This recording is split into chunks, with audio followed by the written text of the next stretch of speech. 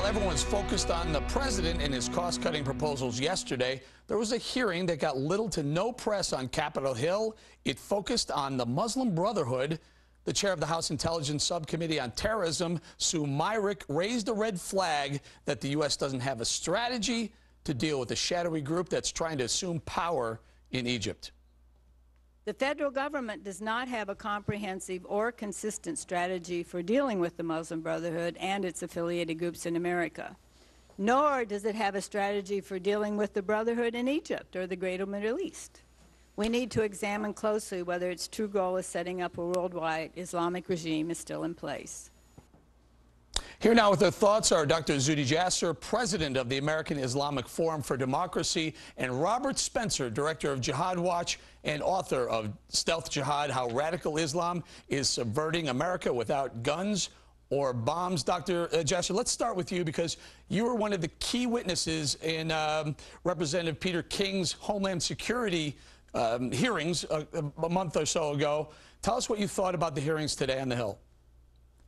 Yeah, I can't tell you how important they are and how much of a service Congresswoman Myrick and the witnesses were doing in bringing to light a subject. When I talked about radicalization, I talked about a continuum, the fact that it's not just the violence at the end, but there's an ideology that separates some Muslim youth, not all, a minority, but a radical minority from the society, which is related to a slippery slope of political Islam. And we've been playing defense against the ideology that's not only domestic, but global. And the Brotherhood has been the primary cancer cell. And she really brought to light some very academic, poignant testimony about the fact that we've had no strategy. We've been fighting a cold war of ideas, not only just playing defense, but with no strategy at all. And if we're going to penetrate the ideas of political Islam all around the world, we need to enable liberal, secular Muslims to start to fight this on the ground, to begin ideas of reform, the separation of mosque and state, and to fight this offensively, which we have had no strategy of doing. No strategy. Mr. Spencer, one of the things that concerned us most about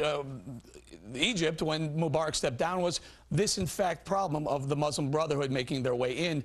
Do we know if the Muslim Brotherhood is making inroads into Egypt now? It's happening more quickly than anybody could have anticipated, Eric. You know, not long ago I was on your show, Follow the Money, and I said the Muslim Brotherhood is poised to take power in Egypt, and Juan Williams said I was fear-mongering. And now I just want to say to Juan Williams and to everybody else, I told you so. I tried to tell you the Muslim Brotherhood won 77% in a referendum just weeks ago in Egypt to change the constitution that will, in ways that will pave the way for its taking power. It is clear that it is the largest group in Egypt in opposition and the one that is poised to take power there. And so they're going to establish an Islamic State, and we also have to remember that Representative Myrick is right. The Brotherhood is in the United States also. We'll get there, sir. We'll get there, Mr. Spencer. We'll get to the U.S. Dr. Jasser, less than 30 seconds or so. Tell us, is this a different Muslim Brotherhood than the one we know from past, I guess, terrorist ties? Yeah, their core ideology, they may eschew violence, but their core ideology of Islamic supremacism, establishing an Islamic State through Sharia law, is still in place. They've never condemned that, and they haven't stepped away from it. But I hope people understand that we need to get out of the morass that created these groups, which was the dictatorships in the Middle East, and we may step backwards first, but the progress in the Middle East may seem messy, but it's the only way out of this, Robert and Eric, and I hope people see that this is the only way out, is to get rid of these thugs and get us on the ground to help mobilize them towards some type of secular democracy. All right, we're going to continue this discussion. We're going to take it to how it's affecting us right here in the United States after the break. More with Dr. Zuhdi Jasser and Robert Spencer in a couple of minutes.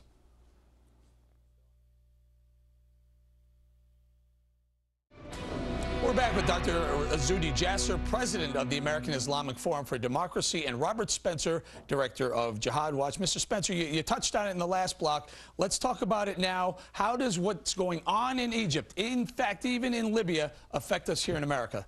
Well, Eric, we have to remember that the Muslim Brotherhood has a strategic goal for the United States that was delineated in a captured internal document that was unearthed a few years ago, and it's dedicated in the United States, in its own words, to eliminating and destroying Western civilization from within.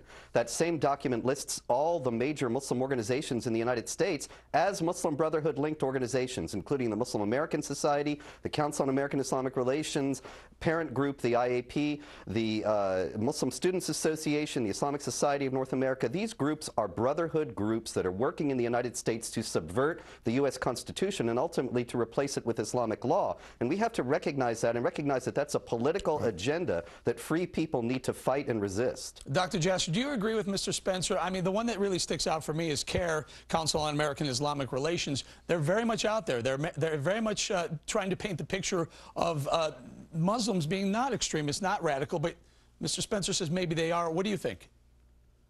Well, I think, you know, many of our families came to the U.S. to escape sort of these Islamist groups that claim to speak for us, and CARE is one of those examples. I mean, one of the best examples, Eric, is just a couple weeks ago, there was released and published on FoxNews.com a letter that Nihad Awad, the head of CARE, sent to the Gaddafi thug asking for $15 million for his peace foundation, in which he called Gaddafi the excellency of Islam, the great Muslim leader, etc. So you see how important it is that these dictators are completely in bed with the Muslim Brotherhood front groups, these legacy groups that claim to speak for Muslims, but they're all about control, collectivization of our community, trying to say that we all speak as one rather than the diversity that we really are, which is those of us that want liberty, that want freedom, that want separation of mosque and state, and want to stay away from groups like CARE and Brotherhood type mentality. Mr. Spencer, let's say Libya right now. I mean, there's a power struggle going on in Libya. Frankly, it may divide the country in half, or either the rebels or Gaddafi could win out. But if the rebels take over, do we know that there's no Muslim Brotherhood or even Al-Qaeda or Taliban involved with the rebels? Well, actually, we know just the opposite. We know that there's a significant Al-Qaeda presence among the rebels. We know that one of their trainers is a Guantanamo detainee who was released in 2008. We know that eastern Libya, the center of resistance to Gaddafi, was also the center of Jihad warriors going from Libya into Iraq. More came from that area of Libya than any other region of the Islamic world into Iraq to wage jihad against American troops there. And so this is the resistance to Gaddafi. Here again, just as in Egypt, we're going to see an Islamic State in Libya following Gaddafi that's going to be even more hostile to the United States than he is. Dr. Jasser, very quickly, the rebels have asked us for a $2 billion loan, a little help there. Would that be a good idea or a bad idea?